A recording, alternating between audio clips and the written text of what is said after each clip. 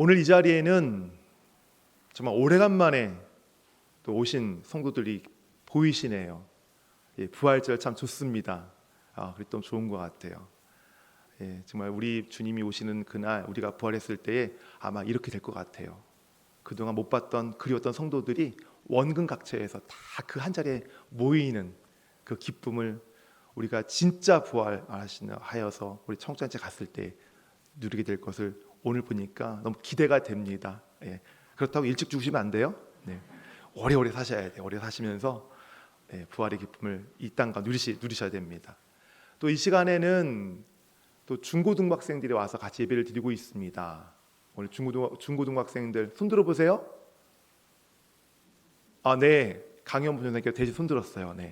아무도 손 안 들어서 저는 손 들었습니다.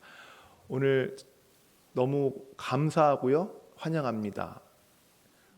좀 미안한 마음은 오늘 설교가 좀 약간 길어질 거예요. 강현모 전사님이 재미있게 설교하시는 것보다 좀 재미없게 설교하더라도 우리 중고등부 학생들 좀 설교를 잘 들어주세요. 아멘. 아멘. 네, 아멘 했습니다. 오늘 성찬식이 있기 때문에 좀 느긋한 마음으로 이렇게 들어주세요. 자, 마음의 문을 여셨습니까? 네. 좀 차분한 마음, 그 분주했던 마음 내려놓으시고요. 딱 놓으세요. 오늘 말씀은 예수님께서 산상설교 중에 하신 말씀의 한 부분입니다. 예수님께서는 이 말씀을 통해서 주님의 백성들에게, 특별히 이 시간 저와 여러분들에게 이 돈과 재물을 그리스도인으로서 하나님의 주님의 그 백성들 자녀로서 어떻게 봐야 되는가, 돈과 재물을 대해서 어떤 시선을 가지고 봐야 되는가에 대해서 지금 가르쳐 주고 계십니다. 그러면서 예수님은 이 가르침을 전해주시기 위해서 이 그의 백성들에게 24절에서 이렇게 말씀하고 있습니다. 24절 말씀 우리 같이 읽을까요? 한 사람이 두 주인을 섬기지 못할 것이니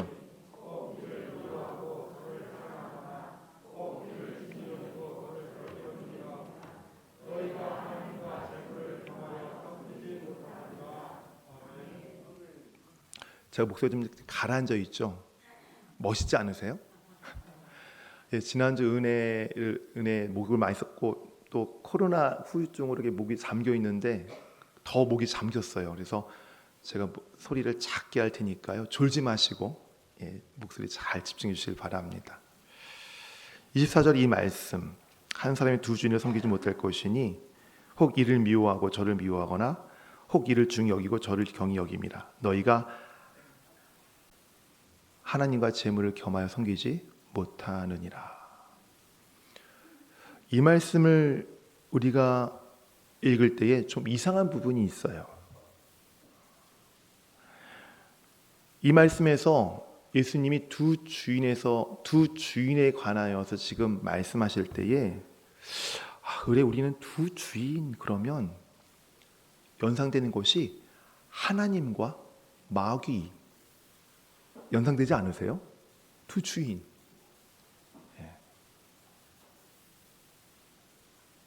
의례적으로 하나님과 마귀, 이것이 두 주인이라고 생각되는데 예수님께서는 하나님과 마귀를 겸하여 섬기지 못한다라고 말씀하시지 않고 하나님과 누구를 겸하여 섬기지 못한다?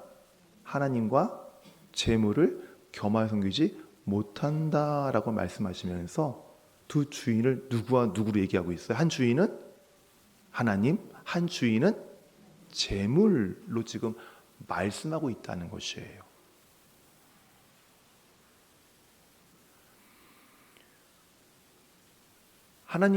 예수님께서 두 주인에 대해 말씀하실 때에 하나님과 마귀가 아니라 하나님과 재물이라고 하는 두 주인을 지금 우리에게 말씀하시는 목적이 있어요. 그 목적은 예수님께서는 사람들이, 물론 저와 여러분이 포함되는 사람들이죠. 사람들이 하나님과 재물 사이에서 어느 쪽을 선택할까 늘 고민한다는 것을 너무 잘 알고 계시기 때문에 그래요.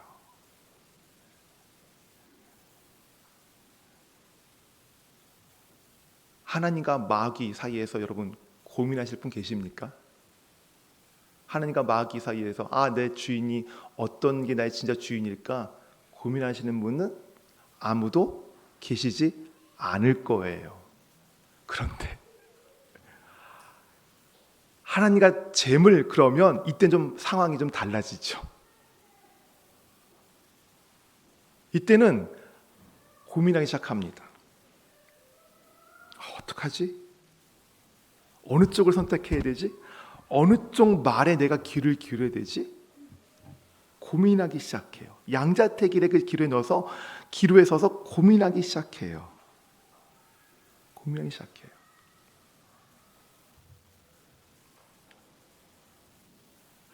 더더욱 이 지금 예수님께서 하시는 이 말씀은 산상설교라고 말씀드렸잖아요. 이 산상설교할 때에 많은 무리들이 와서 예수님의 설교를 듣기도 했어요. 그런데 특별히 그 앞에는 누가 있었냐면 예수님의 제자들도 있었어요. 그러니까 이 두 주인을 섬기지 못할 것이다. 하나님과 재물이 있는데 이 두 주인, 하나님과 재물, 이 두 주인을 섬기지 못할 것이다. 이 말씀하시는, 이 두 주인이다. 이 말씀하시는 이것은 하나님을 전혀 모르는 세상 사람들에게 하는 그런 말씀일 수도 있지만 특별히 누가 계신 말씀이라고요? 그 앞에 지금 있는 제자들. 그건 무슨 의미예요? 하나님과 재물 사이에서 어느 것을 선택하지? 누구의 말을 들어야 되지? 누구의 비유를 맞춰야 되지? 누구에게 순종해야 되지? 그것은 처음 신앙생활을 하는 사람이나 오랫동안 신앙생활을 한 사람이나 이제 엊그저께 새가족반을 마치신 분이나 이렇게 말씀을 강제 전하는 목사나 그 앞에서 갈등한다는 거예요. 갈등하기 때문에 갈등한다고 보여주시는 거예요. 제자들도 얼마나 갈등했으면 그 마음을 훤히 보시고 우리 예수님께서 이렇게 말씀하시겠어요. 두 주인이 있다. 한 주인은 하나님이고 한 주인은 재물이다 라고 말씀하셨겠어요.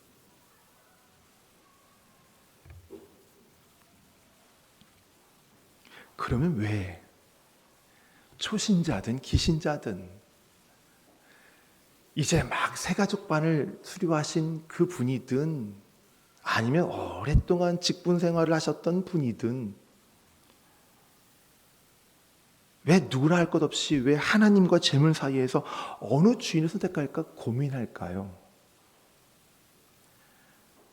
만약 재물이 강력한 힘을 갖고 있지 않다면, 만약 그 재물이 우리에게 위로를 주지 못한다면, 만약 그 재물이 우리의 의지의 대상이 되지 못한다면 우리는 하나님과 재물 사이에서 고민할 필요 없겠죠. 그런데 우리는 고민해요. 왜요? 재물에 뭐가 있기 때문에? 힘이 있기 때문에. 힘이 있어요. 힘이. 재물이 위로해줘요. 재물이 의지가 돼요. 사람은 못 믿어도 돈은 믿게 돼요. 신뢰가 가요. 그러니까 신앙생활을 오래 했건 또는 신앙생활을 최근에 했건 상관없이 이 하나님과 재물 사이에 서기만 하면 갈등하는 거예요. 고민하는 거예요. 24절에 보니까 재물이라고 하는 단어가 있죠. 네, 재물 하반절에 하나님과 재물, 이 재물이 히브리어로 맘모나스라고 하는 거거든요. 맘모나스. 여기서 영어 단어 맘몬이 나온 거예요. 맘몬. 이 맘모나스인데요. 이 재물이라고 하는 이 맘모나스, 이 단어가 어디에서 파생됐냐면 여러분 아시는 히브리어 단어예요. 자주 사용하시는 단어. 아멘. 에서 파생됐어요.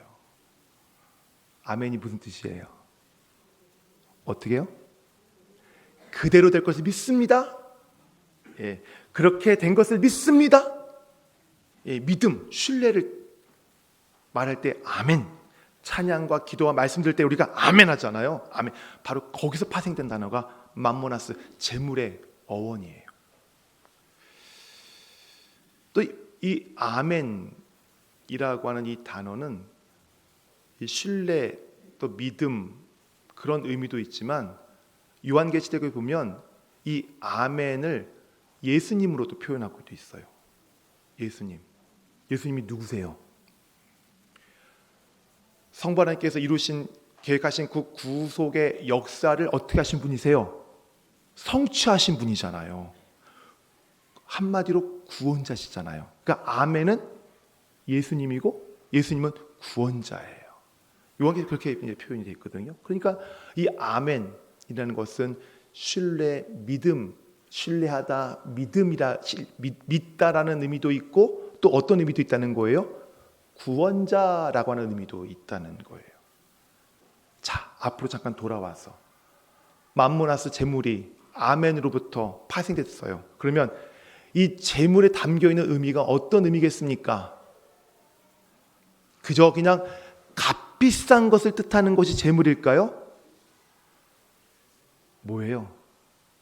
재물은 어떤 존재라는 거예요? 신뢰, 믿음의 대상이기도 하고요. 또 더 나아가 어떤 대상이라는 거예요? 어떤 대상이요? 구원자 같은 대상도 될 수 있다는 것이라는 걸 뜻하는 거죠. 마치 누구처럼? 하나님처럼. 그래서 사람들이 그 재물을 자기 옆에 두고 싶어 하는 거예요. 그렇기 때문에. 있으면 든든하고, 있으면 안정되고, 있으면 의지가 되고, 힘이 있으니까 그 재물을 자기 곁에 그렇게 두고 싶어 하는 거예요.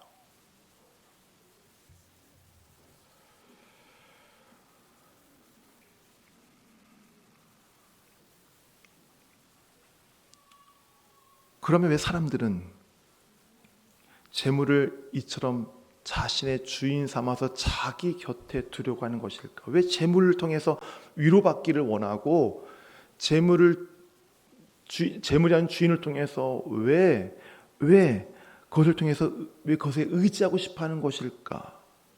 그 이유를 한번 우리가 생각해 볼 필요가 있겠죠. 이유가 뭘까요? 25절 말씀 우리 같이 읽을게요.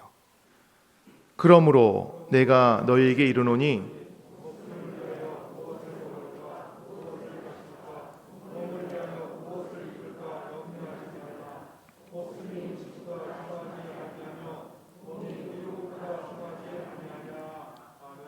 사람들이 재물을 주인으로 여기고 그 재물을 통해서 위로받기 원하고 그 재물을 통해 그 재물을 의지하기 원하는 이유는 간단합니다. 따라해 보세요. 염려 때문에. 염려. 내 몸을 위해서 내가 무엇을 입지? 내 몸을 위해서 내가 무엇을 먹지? 내가 무엇을 마셔야 되지? 다시 말해서 어떻게 하면 내가 가장 좋은 것을 내가 가질 수 있을까? 어떻게 하면 내가 갖고 있는 것보다 더 많은 것들을 내가 가질 수 있을까? 어떻게 하면 내가 갖고 있는 것을 지금 계속해서 내가 잃어버리지 않고 내가 지켜갈 수 있을까? 그것에 대한 염려. 그것에 대한 염려가 재물을 주인으로 여기고 그 재물로부터 주인 재물로부터 위로받기를 원하고 그 재물을 의지하려고 하는 것이에요. 염려 때문에. 염려. 그러면 어디서 어떤 분들이 이렇게 말씀하실 거예요. 아니, 세상에 살다 보면 정말 필요한 것이 많은데 그러면 그런 거 구하면 안 돼요? 그런 거 하나님께 구하면 안 되나요? 그런 구하는 거 잘못된 기도인가요? 그런 기도하면 하나님께서 응답하지 않으시나요? 아마 그렇게 생각하시는 분들 계실 겁니다. 그건 오해고요. 구해야지요. 구해야 합니다. 우리가 살아갈 때, 세상 살아갈 때 우리에게 필요한 걸 하나님께 간구해야 돼요. 구해야 돼요. 그런데 제가 여기서 그것들에 대해 염려하지 말라고 말씀드리는 이유는 그 염려가 가지고 오는 결과 때문에 그래요. 열매 때문에 그래요. 어떤 결과요? 그걸 알려면 이 염려라는 말의 의미를 좀 보실 필요가 있어요. 이 염려하다, 이 헬라어의 의미는요, 나누어지다, 분열하다는 의미예요. 나누어지다, 분열하다는 의미예요. 그러니까 이 성경의 의미로 보면 마음이 하나님께로 하나로 모아지지 못하고 산산이 흩어지는 것, 그것이 바로 뭐라고요? 염려라는 거예요. 염려. 구해야죠. 내 몸에 필요한 것, 건강에 필요한 것, 내 자녀에게 필요한 것, 내 가정에게 필요한 것 하나님께 구해야 되죠. 간구해야 되죠. 당연한 겁니다. 그런데 그것에 대한 염려가 시작되면 어떻게 된다고요? 마음이 어떻게 돼요? 하나님 앞에서 흐트러져요. 분산돼요.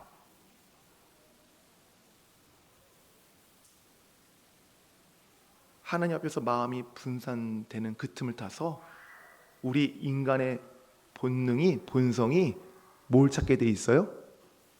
염려를 하지 않도록 나를 지켜주고 의지할 수 있고 힘을 줄 수 있는 뭘 찾게 돼요? 뭐요? 재물을 찾게 되는 거예요. 재물. 하나님을 가장한 재물, 하나님처럼 행세하는 그 재물을 힘 있는 것 같고 의지의 대상이 될 것 같고 신뢰감을 줄 수 있는 그런 하나님처럼 행세하는 그 재물을 내가 염려할 때에 그 염려를 통해서 그것이 나의 마음에 잠자코 내가 찾게 되는 거예요. 여러분 그렇지 않으세요? 여러분 집에 무슨 문제가 있어 보세요. 어떤 일들이 한번 있어 보세요. 아이고, 돈만 있으면 되는데, 이거 얼마만 있으면 되겠는데, 이거 얼마만 있으면 해결할 수 있는데, 저거 얼마만 있으면 내가 살 수 있는데.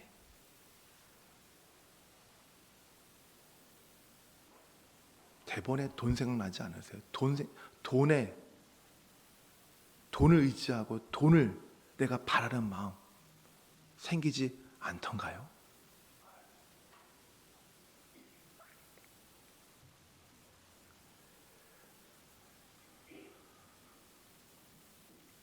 아브라함과 그의 조카 롯이 있었죠. 그 둘 사이에 갈등이 있었습니다. 서로의 소유인 가축, 그러니까 소와 양들이 너무 많아가지고요, 한 땅에서 이 풀을 먹이고 물을 마시게 할 수 없는 지경이 되었기 때문에 그랬어요. 그래서 어떡합니까? 아브라함과 롯이 떨어지기로 결정하죠. 그래서 아브라함이 롯에게 말합니다. 내가 왼쪽으로 가면 나는 오른쪽으로 갈게. 그리고 네가 오른쪽을 택하면 나는 왼쪽을 택할게 하고 얘기하죠. 아브라함이 이렇게 말하니까 롯이 어떻게 해요? 눈을 들어서 사방을 싹 둘러봅니다. 그리고 어디를 보게 돼요? 요단 계곡, 요단 지역을 보게 돼요. 그 요단 지역은 물이 넉넉해서요, 그 성경에 표현하기를 하나님의 동산, 여호와의 동산 같다고 그랬어요. 얼마나 물이 풍부하면 땅이 비옥하고 땅이 정말 얼마나 기름진지 롯이 눈을 들어서 딱 보고서 요단 지역을 선택했어요. 아브라함 어떡합니까? 자기가 말한 대로 자기는 그 가나안 땅에 거주합니다.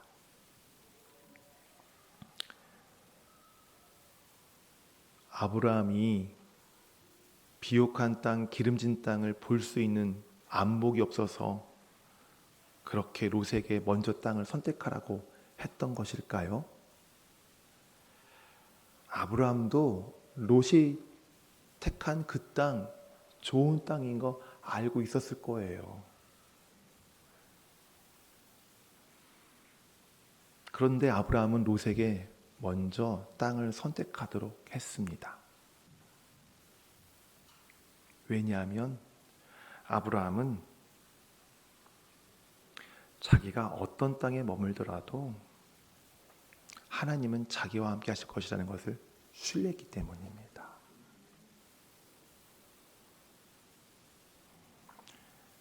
자기가 어떤 땅에서 무엇을 먹고 무엇을 마시더라도 하나님께서 자기에게 그것을 공급해 주실 것이라고 하는 믿음이 있었기 때문입니다. 한마디로 자기가 살아야 될, 무엇을 먹고 무엇을 입을까, 어떻게 살까에 대한 염려와 걱정을 하나님 앞에 다 올려드린 거죠. 이런 맥락에서 보면 롯이 그 기름진 여호와 동산과 같은 그 땅을 택한 이유는 무엇이겠습니까? 염려와 걱정. 나 양이 이렇게 많은데 이 양 먹이려면 정말 풀이 정말 어마어마해야 되는데 풀을 못 먹이면 어떡하지? 굶어 죽으면 어떡해? 내 소가 이렇게 많은데 이 소들에게 먹일 물이 없으면 어떡하지? 목말라 죽을 텐데. 자기 소유에 대한 걱정, 더 나아가 무엇을 먹고 무엇을 마실까에 대한 그 염려 때문에 마음이 갈라지니까, 나뉘어지니까 누구보다 누구를 더 신뢰했어요? 하나님보다 비옥한 요단 땅을 더 신뢰했던 거예요.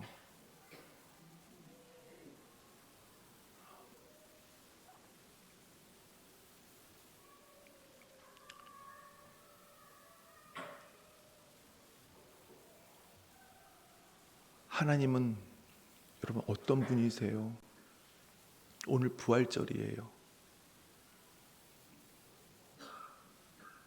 오늘 부활절 통해 하나님이 여러분에게 어떤 하나님이라는 것을 여러분에게 지금 증거해 보이십니까? 부활하신 예수님을 통해서 하나님 앞에서는 사망 권세도 힘을 쓸 수 없다는 것을 여러분 예수님을 통해서 우리에게 증거하고 계시잖아요. 어느 누구도 이길 수 없는 사망 권세, 그 권세를 하나님이 이기셨어요. 그 권세를 물리치셨어요. 사망아, 내가 쏘는 것이 어디 있느냐? 사망의 그 권세가 힘없이 도망갔어요. 누구 앞에서? 하나님 앞에서. 부활하신 예수 그리스도 앞에서 도망갔어요.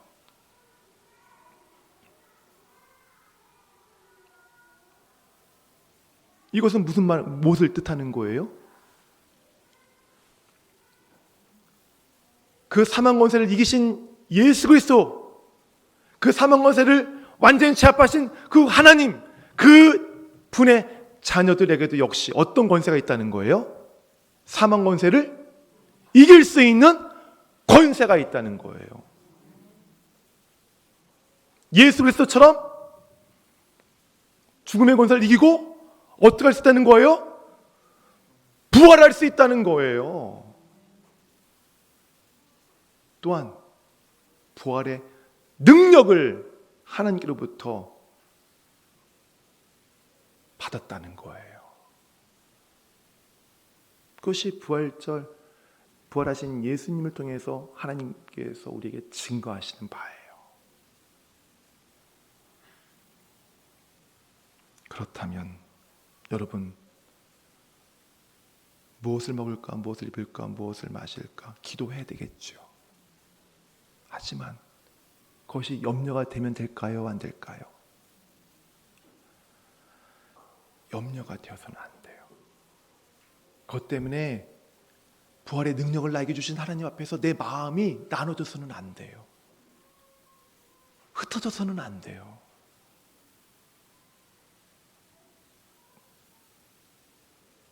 내 안에 염려가 자리 잡지 못하도록, 염려가 자리 잡으면 결국 또 다른 주인이 내 안에 타고 들어오기 때문에 염려가 자리 잡지 못하도록 여러분 힘써 싸워야 돼요. 그리고 여러분 마음에서 염려를 몰아내고 여러분 마음을 누구에게로 모아야 돼요? 하나님 한 분께로만 모아야 돼요.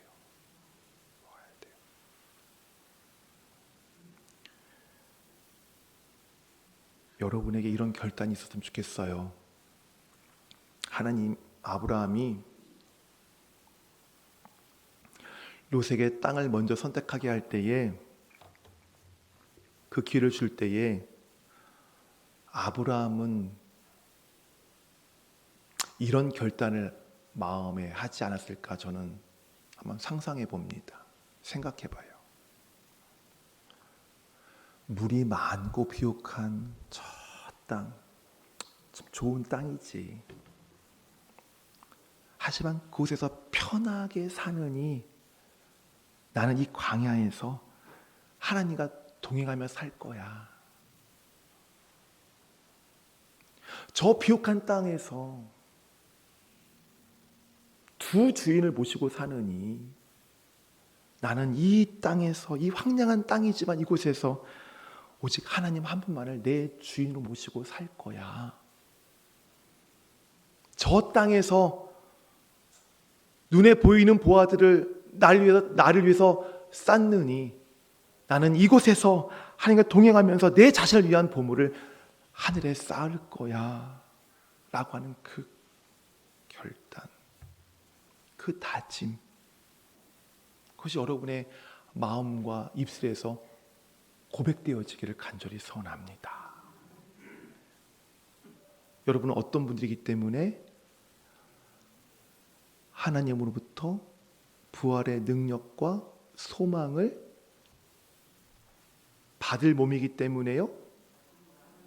이미 받았기 때문에, 이미 받은 존재이기 때문에, 받은 백성이기 때문에 이 결단과 다짐을 여러분의 마음과 입술로 고백하시기를 바랍니다.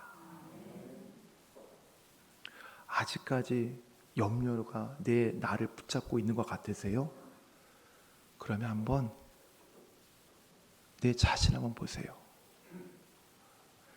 지금 내 마음이 반쪽은 하나님께 걸쳐 있고 반쪽은 지금 또 다른 주인인 재물에 걸쳐 있지는 않은지. 내 눈이 둘인데 한 눈은 이쪽에 있는 한 주인인 하나님께 향하고 있고 내 이쪽 눈은 또 한 주인인 재물을 향하고 있는지. 여러분 가능하세요? 양쪽 쳐다보는 거? 그렇게 지금 내 시선이 그렇게 지금 분산되어 있지는 않은지 한번, 아직까지 염려가 여러분 마음을 붙잡고 있다면, 염려를 통해 인해서 여러분 마음이 하나님께서 지금 나눠지고 있다면 한번 생각해 보세요.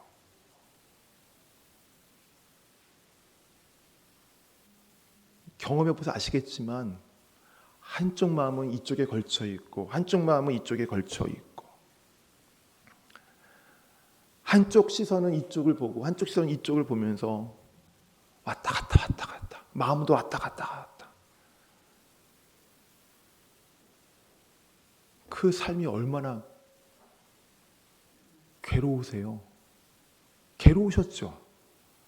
혼란스러우셨죠? 아마 그런 삶을 지금 막 끝내고 지금 안정된 삶에 들어서 계신 분들 계시겠지만 여전히 그런 삶을 살고 계신 분들 보면 이거 어떡하지? 내가 지금 갈팡질팡 지금 누구 말을 들어야 되지? 지금 여기를 향해야 되나? 여기를 향해야 되나? 지금 어디를 향해 내가 지금 할 수 있는 일이지? 아마 그렇게 혼란 가운데 계신 분들 있을 거예요.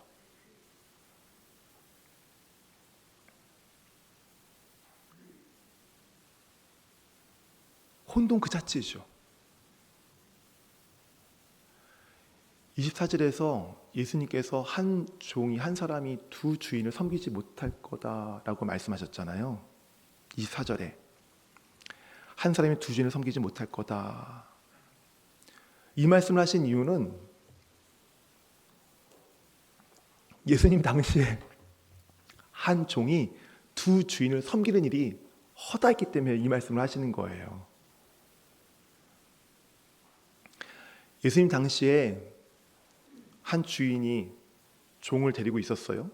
근데 그 주인이 죽으면서 유서를 유언합니다. 나는 죽는다. 이 종, 내 종. 그러니까 그 당 종은, 노예는 뭐예요? 물건이잖아요. 동산이에요, 동산. 물건이야. 이 종, 내 소유된 이 종, 내 두 아들에게 내가 상속하겠노라. 이 종, 내 가족들에게 상속하겠노라. 그리고 죽어요. 그러면 그 종은 대번에 주인이 몇 명이 생기는 거예요? 2명이 생기는 거예요. 2명이.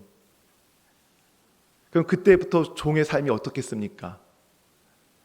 한 주인은 똑같은 일을 가지고 한 주인은 이렇게 해라 하고 명령하는데 한 주인은 또 어떻게 명령해요? 그 똑같은 일을 저렇게 해라? 그럼 그 가운데 있는 종은 어떻게 하겠어요? 누구 말을 들어야 돼요? 누구 말을 들어야 돼요? 이 주인 말을 들어야 돼요? 이 주인 말을 들어야 돼요? 이렇게 하면 여기서 뭐라 그러고 이렇게 하면 여기서 뭐라 그러고 이 정신이 온전하겠습니까? 마음이 늘 불안하지 않겠어요? 누구를 맞춰야 돼? 누구에게 지금 내 시선을 맞춰야 되지? 누구에게 내 마음을 맞춰야 되지? 늘 고민. 자고 일어나면 그 고민되지 않겠어요? 아마 꿈에서도 고민될 것 같아요. 갈등할 것 같아요. 바로 이 모습이 예수님 말씀하신 바로 이 종의 모습이 두 주인을 섬기는 모습이 바로 한 주인인 하나님을 섬기고 한 주인인 재물을 섬기는 그런 분들의 삶의 모습이라는 거예요. 얼마나 에너지가 소진됩니까? 기진맥진 완전히 그 에너지가 다 방전된 그런 삶을 살지 않겠어요?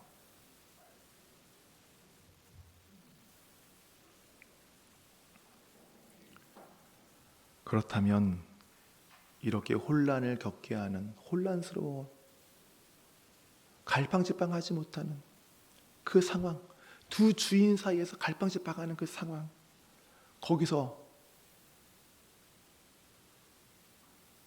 나와야 되는데 어떻게 하면 나올 수 있을까요? 어떻게 하면 나올 수 있어요? 누구를 정하는 거예요? 나의 주인을 어떻게 하는 거예요? 정해야 되는 거예요. 여러분 누구를 주인으로 정하시겠어요? 누구요? 하나님을 정하시는 거예요. 하나님 한 분께만. 하나님 한 분께만 내 나눠줬던 마음과 내 나눠준 시선을 누구에게 정하는 거예요? 하나님 한 분께만 초점을 정할 때 그 혼란스러운 인생이 무질서했던 그 삶이 정리정돈이 되는 거예요. 그 삶을 종식할 수 있는 거예요.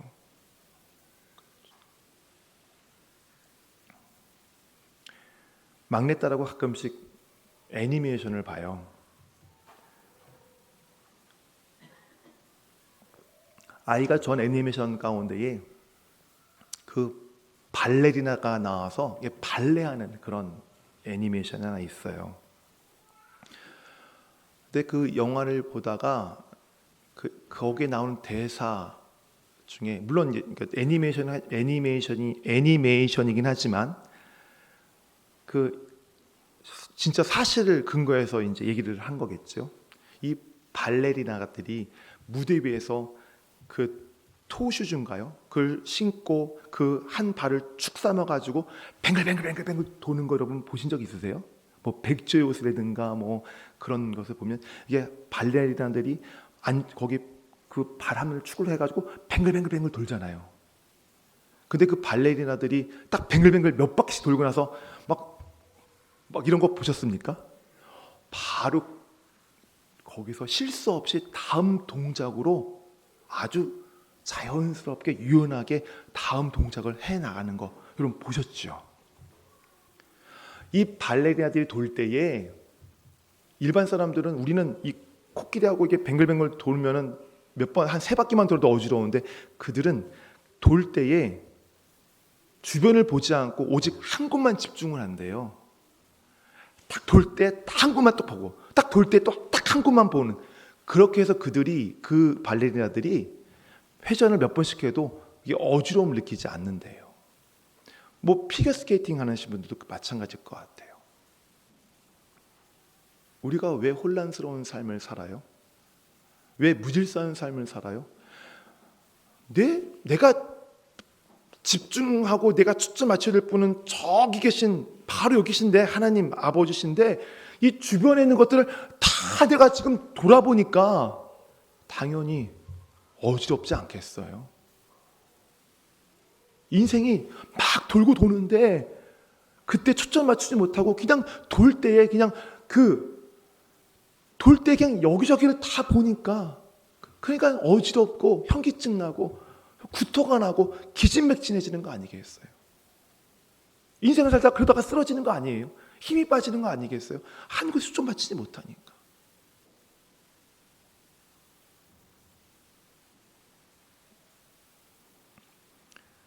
우리의 혼란한 삶을 정리하려면, 종식시키려면 하나님 한 분께만 우리가 초점을 맞춰야 할 것입니다.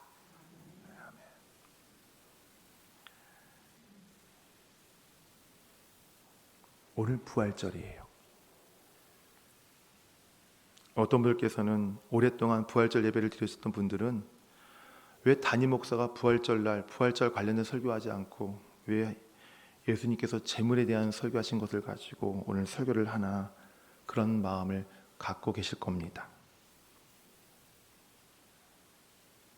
제가 오늘 부활절임에도 불구하고 그리스도의 부활에 대한 그 기쁨과 그 복된 소식을 오늘 이 자리에서 오늘 전하지 않고 오늘 마태복음에 있는 산상수훈의 예수님 말씀을 전하는 이유는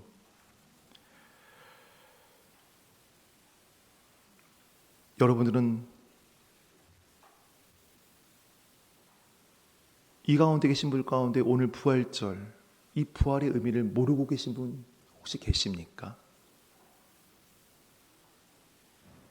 나의 죄를, 죄인인 나를 위하여 나의 죄를 짊어지시고 십자가에서 죽으시고 부활하심으로 나를 죄로부터 대속하신 그 부활, 그 의미를 혹시 여기 모르고 계신 분 있습니까?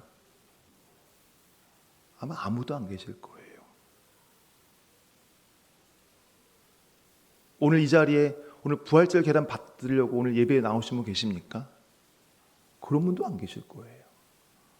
오늘 부활절 이 주일 예배에 오시면서 부활절 맞아. 죽음을 이기신 예수 그리스도, 그분을 우리가 기억하는 날이지, 그분의 구속하심을 우리가 감사하며 찬양하는 날이지, 부활의 의미를 다 알고 계시는 분들이에요. 제가 앞서 말씀드렸지만 여러분 뭘 받은 분들이라고요? 이미 하나님께로부터 부활의 능력을 받은 하나님의 자녀들이래요. 믿으십니까? 그런데 그 부활의 능력이 일상에서 나타나지 않아요. 일상에서 여러분이 부활의 기쁨을 아는 사람들인데 그 기쁨이 나타나지 않아요. 부활의 능력을 받은 그 놀라운 능력자들인데도 그 능력이 일상에 나타나지 않아요. 왜요? 염려 때문에. 하나님이 지금 며칠 전에 어려운 기도에 대해 어떤 기도를 가지고 기도해서 하나님이 응답해 주셨어요. 아, 너무 좋아. 그래 하나님, 할렐루야, 아멘. 근데 그 다음날 생각하지 못한 또 어려움이 찾아오면 어떻게 해요? 그 전날까지 부활의 능력, 그래 아멘, 나는 부활의 능력을 받은 자야, 그래 내 삶의 부활의 능력이 내가 임하고 있어, 내가 살고 있어 라고 했다가 염려가 찾아오면 내가 부활의 능력을 받은 자 맞나? 부활의 능력을 주신 하나님이 지금 나와 함께 계시나? 대번에 그 마음을 품잖아요. 그래서 오늘 말씀드리는 이 설교는 이미 부활의 능력 받고 부활의 기쁨 아는 여러분들이 지금 온갖 염려 때문에 지금 그 생활이 지금 염려로 좀 점철돼서 그 능력들을 지금 보지 못하고 능력을 행하지 못하고 여러분들에게 능력된 부활의 능력을 이미 소유한 사람으로서 그 자녀 살아가시라고 오늘 이 산상수훈의 말씀을 여러분에게 전해드리는 거예요. 여러분은 부활의 능력을 이미 받으신 분들이에요. 부활의 소망을 이미 소유한 그 약속을 받은 분들이에요. 그런 여러분들이 염려에 찌들어서 사는 모습, 혼란스럽게 사는 모습, 혼동스럽게 사는 모습, 여러분에게 결코 어울리지 않는 모습들이에요. 여러분들에게 원래 어울리는 모습은 부활의 능력을 받은 자답게, 소망을 받은 자답게, 언약을 받은 자답게 바로 그 삶 가운데에서 바로 생기 있고 기쁨이 넘치고 그리고 그 가운데에서 정말로 비전과 소망이 넘치는 그런 삶을 사는 것이 바로 여러분이 원래 살아가야 될 삶이에요. 삶이에요.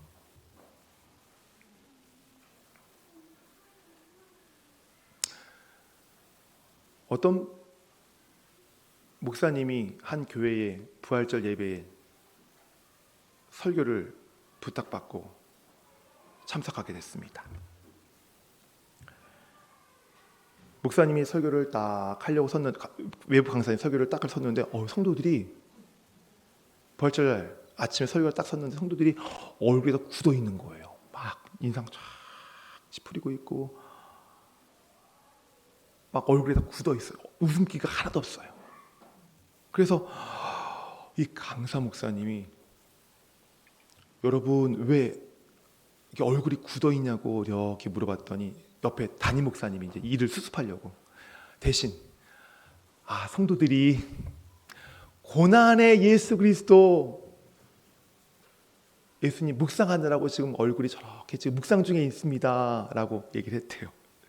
또 그 목사님이 아니 그러면 오늘 여기 계신 성도님들은 부활의 기쁨을 아직 맛보지 못한 분들이시네요. 그렇게 얘기를 하더랍니다.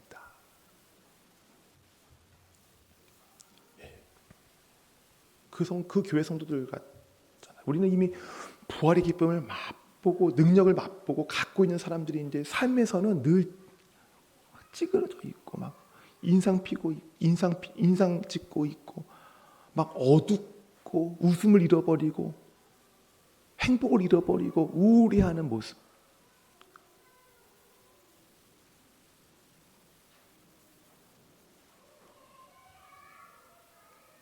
따라해 보세요. 나는 부활의 능력을 갖고 있습니다. 부활의 언약을 받았습니다. 부활의 소망이 있습니다. 그렇다면 이제 그 소망과 능력을 갖고 있는 하나님의 자녀답게 여러분의 삶을 다시 회복하는 삶이 되시기를 바랍니다. 예, 회복하세요. 회복하세요. 염려 때문에 그 마음 하나님께 막 그 마음이 찢어지지 마시고요. 나눠지지 마시고요. 하나님 한 분께만 그분을 나의 주인으로 집중하고 여러분 그 혼란을 종식시키고 그리고 회복된 원래 여러분이 살아야 될 그 기쁨의 삶, 복된 삶, 행복한 삶으로 여러분 살아나가시기를 바랍니다. 나는 안 돼. 나는 끝났어. 이제는 소망이 없어. 이런 말들은 부활의 능력, 소망을 이미 소유한 사람들이 할 말이 아니에요.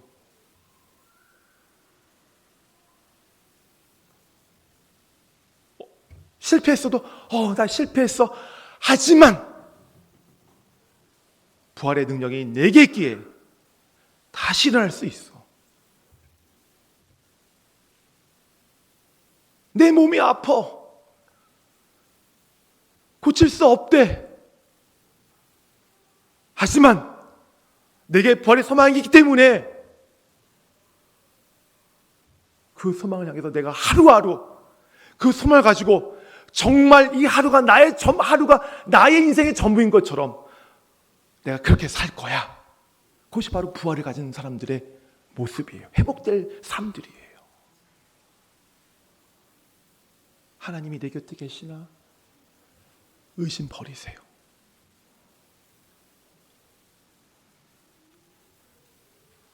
부활의 능력이신 하나님을 아멘으로 선포하고 바로 그 아멘의 그 믿음을 가지고 신뢰하며 여러분 그 삶들을 여러분이 주어진 그 일터에서 가정에서의 삶들을 여러분 회복시켜 나가세요. 변화시켜 나가세요. 이것이 주님께서 하나님께서 우리에게 예수 그리스도를 통해 주신 그 부활의 능력을 이미 소유한 자들의 일상의 삶의 모습들이에요. 이제 웃으세요. 얼굴을 피세요. 예. 오늘 이제 성찬식 할 거거든요. 그 부활의 소망 언약이 공수표가 아니라고 우리 정치인들 공약하잖아요. 그 공약하는 거 지키는 사람들이 있어요? 아무도 없어요. 그것 때문에 상처받고 그렇잖아요. 근데 우리 하나님은 공수표 날리시는 분이 아니에요. 우리 하나님 한 말씀하시면 반드시 지키시는 분이세요. 근데 그 약속을 오늘 성찬식을 통해서 우리가 눈으로 보고 손으로 만지고 또 입술로 우리가 맛볼 수 있게끔 그 증거물 오늘 우리에게 주셨어요. 성찬식에 참여하신 여러분, 이 약속이 지금 내게 보여주시는구나. 이 약속, 그 약속을 오늘 성찬식을 통해서 보시고요, 만져보시고요, 맛보시고요.